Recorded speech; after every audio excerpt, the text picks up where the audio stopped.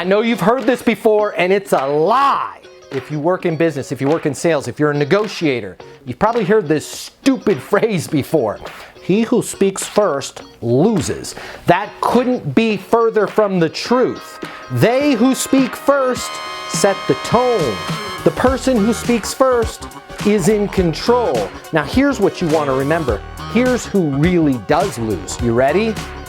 They that speak the most typically lose if we're talking win-lose. If you want to be on the right side, if you want to win more business, if you want to get your way, a good formula is to have the other person do most or all of the talking. A great way to keep them talking, I want you to speak first, right?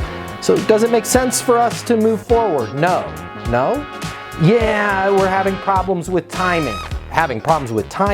Notice what I'm doing there. I'm simply mirroring. I'm repeating back either the last 1 to 4 words that somebody said or a select set of 1 to 4 words.